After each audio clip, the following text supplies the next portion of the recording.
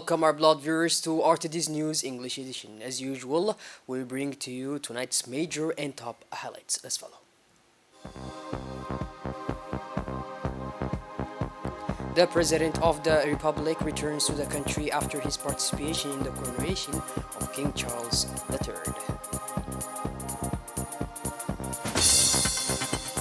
Seminar on the promotion of peace and environmental protection in the region.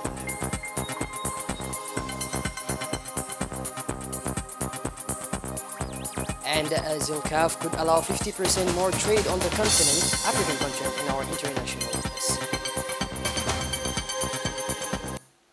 Those were the major and top highlights. Welcome back to our newsroom, our blog viewers. The President of the Republic, His Excellency Mr. Ismail Omar Guelleh, returned to the country today, late Monday afternoon, after attending the coronation ceremony of King Charles III of the United Kingdom in London. President Guelleh's participation in this ceremony is an event of a global significance, gave the full measure of the preeminent stature granted to our country on the international scene. Djibouti acquired this esteem and notoriety to the extension of a successful leadership, guarantee of perennial stability, and unquestionable source of tolerance and openness to the world. As usual, President Ismail Omar Guelleh took advantage of his trip to promote our country to new spheres of influence and thus to make a general inventory of its business environment, including its geographical location and its comparative advantages, conducive to investment in economic projects and development. During this mission to London, in addition to the main political leaders of the United Kingdom, including the Prime Minister, His Excellency Mr. Rishi Sunak, and the Minister of Foreign Affairs, His Excellency Mr. James Cleverly, the President of the Republic also had exchanges with several other heads of state and government of friendly countries, participating like him in the coronation ceremony of King Charles III. The Emir of Qatar, Sheikh Tamim bin Hamad Al Thani, the King of Spain, His Majesty Felipe VI, the President of the European Council, Mr. Charles Michel, the President of France, Mr. Emmanuel Macron, the President of Germany, Mr. Frank-Walter Steinmeier, the Prime Minister of Canada, Justin Trudeau, the President of the Commerce and current Chairman of the African Union, Mazalia Soumani, and Rwandan President Paul Kagame are among others among the leaders with whom the Djiboutian President had exchanged in London. During this trip to the United Kingdom, the head of state was accompanied by the Ambassador of the Republic of Djibouti to the United Kingdom, His Excellency Mr. Ayad Moussaid Yahya. His Excellency Mr. Delaita Mohammed Delaita, Speaker of the National Assembly, received a courtesy visit from the Ambassador of the State of Kuwait, His Excellency Mr. Saud Haddad Al-Saidi. This morning at the National Assembly, the discussions focused on the friendship and cooperation relations between the two brotherly countries, as well as ways and means to further strengthen them. The two parties also discussed the interparliamentary cooperation between the two parliamentary institutions, the National Assembly and the Majlis al-Ulama of Kuwait, especially in the revitalization of the two interparliamentary friendship groups.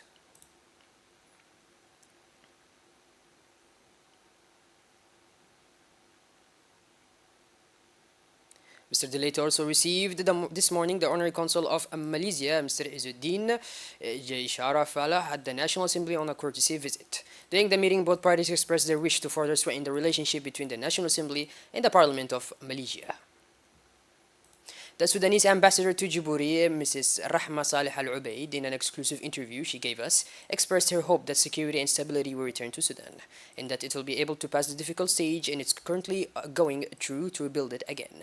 She said, and I quote, "First of all, I thank the RTD for giving me the opportunity to highlight the latest developments on the Sudanese scene.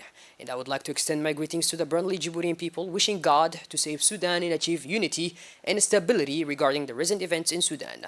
They started on April 15th, but this is an internal matter and we seek not to spread it to regional and international levels and then resolve it within the domestic framework. Sudan is open to all regional and international initiatives aimed at achieving peace and security.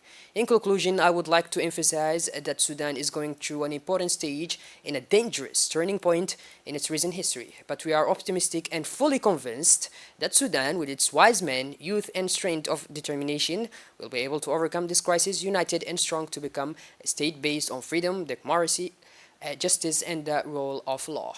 We hope that Sudan will receive support from friendly countries and regional organizations so that it can overcome this ordeal and rebuild again."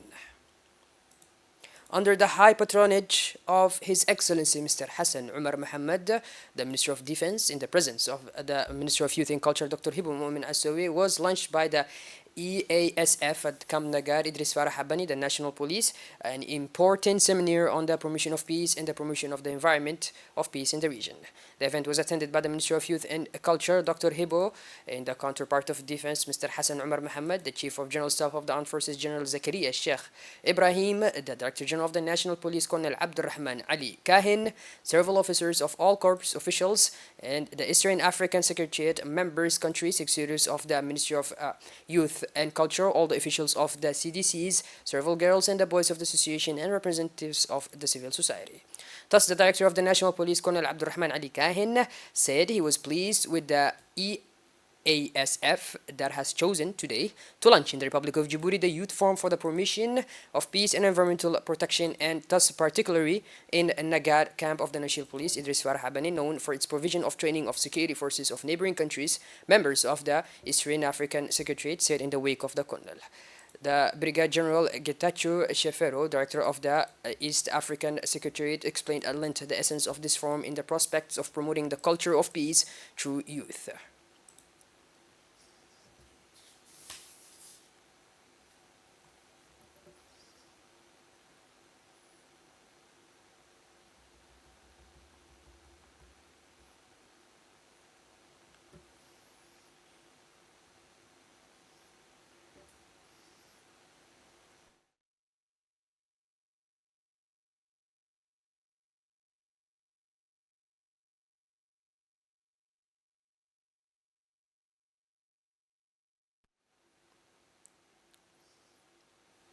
Now let's listen to what the Director of the East African Secretariat had to say.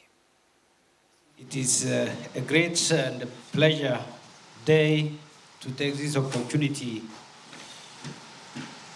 on the behalf of Eastern African Secretariat to be part of this very important ceremony or platform which brings the 10 ESF member state youth to discuss about the region peace and the security, how to take a part in contributing for peace and the security of our region. So being part of this very important event for me is this special privilege. So I would like to thank the host nation to preparing this wonderful and special event here in Djibouti. I would like to convey my great grateful to the member states also to nominating and sending youth leaders to participate in this very special seminar, which will be conducted for the next 3 days, intended to build the ESF youth network on peace and the security of our region. For her part, the Minister of Youth and Culture, Dr. Hibo Mumin Asoui, said that she was excited that the Youth Forum for the Promotion of Peace and Environmental Protection is held in its second in the Republic of Djibouti. The Minister of Defense stressed that the absolute primacy of peace, without which any hope of development and welfare is in vain. Mr. Hassan Umar, Minister of Defense, citing the turbulence prevailing in some countries of the region, urged the youth to the Republican values of peace and stability, as well as the construction of sustainable solutions in accordance with the narratives of the head of state, fervent defender of peace and social cohesion. The Minister of Communication in charge of Posts and Telecommunications, Mr. Radwan Abdullahi Bahdan, received this morning in his office an important Turkish delegation led by the Director General of Political Affairs in East and South Africa at the Turkish Ministry of Foreign Affairs. The minister discussed with the Turkish delegation the relations of friendship and cooperation between the two brotherly countries, as well as the ways and means to strengthen them. Director General of Political Affairs for East and South Africa, the Turkish Ministry of Foreign Affairs, thanked the Djiboutian government for its support during the earthquake. The Ambassador of Djibouti to Turkey and the Ambassador of Turkey to Djibouti and the Director of Post were all present.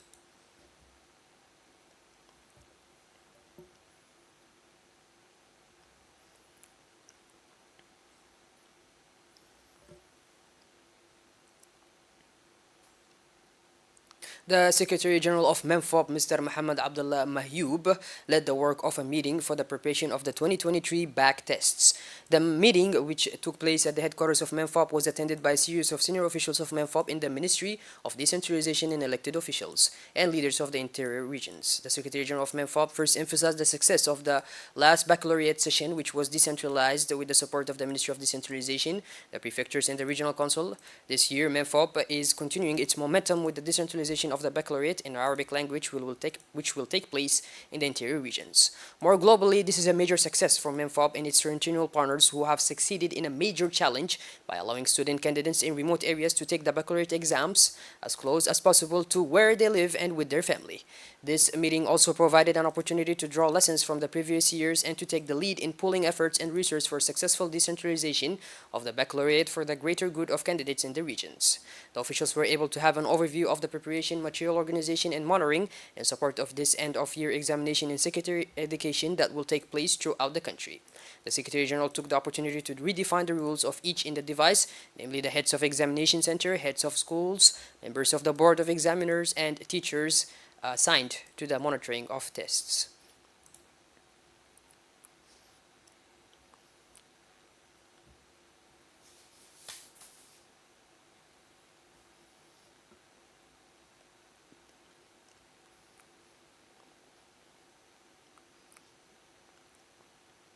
Within the framework of the Economic Resilience of Vulnerable Enterprises project implemented by the Center of Leadership and Entrepreneurship, which is also known in short as CLE, the Jubilean Social Development Agency, ADDS, and the Center for Leadership and Entrepreneurship jointly launched at the conference room of Kadile Resort Hotel in Tajurra the start of the activities of the Mutual Aid Grouping by Affinity concept in the capital of Tajurra.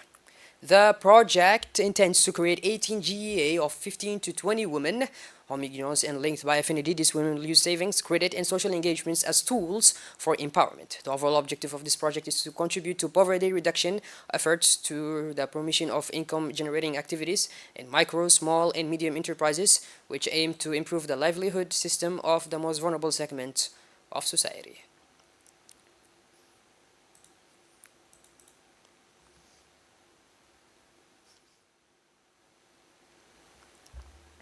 The Association of Obok Women for Development organized a ceremony to inaugurate an agricultural garden. This project is part of the support program for women farmers financed by the United Nations Development Program. The president of AOFD, Mrs. Fatou Muhammad Yassin, a dynamic woman who is very committed to the development of the Obok region, was present for the inauguration of this garden. This garden is intended for the women of Lhasa and aims to help them become more autonomous and develop their own agricultural activities. This agricultural garden is equipped with modern tools adapted to the needs of women of the region. It also has an efficient irrigation system that will allow the women to grow their vegetables even in times of drought. The association worked closely with the women of Lhasa to set up this project. The women were trained in modern agricultural techniques and in managing an agricultural project. The association also provided technical guidance to help the women better cultivate their land.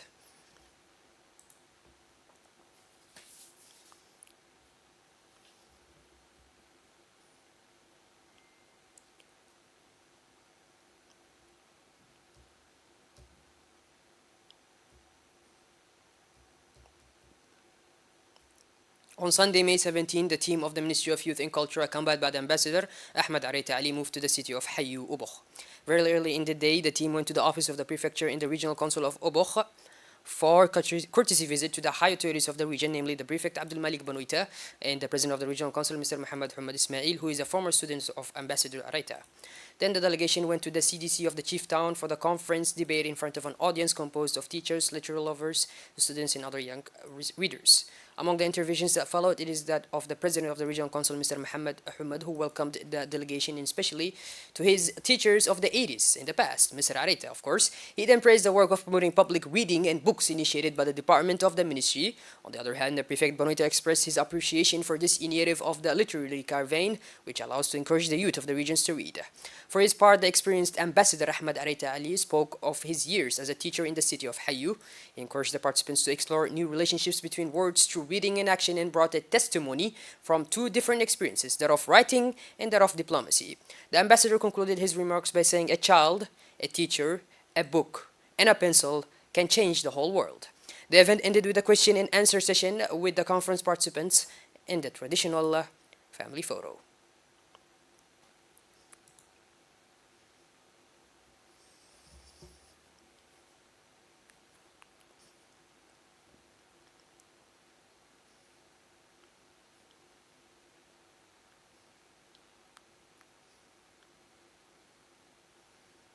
Sport now, where the Djibouti Badminton Federation and the Embassy of the People's Republic of China in Djibouti have collaborated to organize the first edition of the Djibouti-China Friendship Cup. This friendly badminton competition took place at Djibouti Exhibition Center where Djiboutians and Chinese badminton players played matches. The atmosphere was friendly and the meeting was marked by the presence of the first consular of the ambassador of the Chinese side and the president of the Djiboutian Federation with his community. On the Djiboutian side, the first edition testifies to the strong relationship between the Republic of Djibouti and the People's Republic of China, and it will be renewed next year to further strengthen cooperation between the two countries in the spot.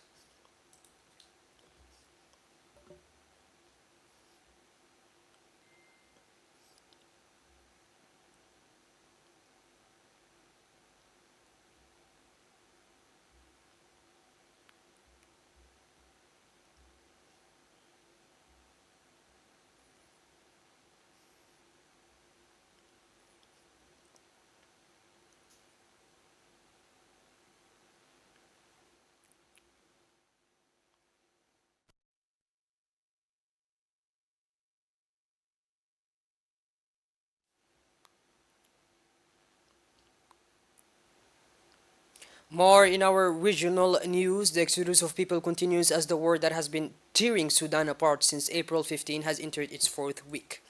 Discussions were underway on Sunday in Saudi Arabia between representatives of the Sudanese armed forces and the support forces. Many people are still trapped in their homes. The UN Humanitarian Affairs Chief discussed aid access in Sudan on Sunday, May 17th, in Saudi Arabia with emissaries of the army and parliamentary rapid support forces who are negotiating a truce after 3 weeks of deadly fighting. Shifting gears towards the international scene now, our blood viewers, the establishment of the African Continental Free Trade Area could increase trade between African countries by more than 50%, according to a report published by the International Monetary Fund. Once fully operational, it would also have a significant effect on trade between Africa and the rest of the world, with an increase in exports in 29% and imports of 7%. The consequences would be an increase of more than 10% in real median GDP per capita, the report also points out. The agreement to create the FTAA provides for the gradual elimination of all tariffs over 5 years for the most developed countries and over 10 years for the others. It has been signed by all African countries, with the notable exception of Eritrea, and ratified by the vast majority of them, in particular the main economies of the continent, such as South Africa, Algeria, Egypt, Kenya, and Nigeria.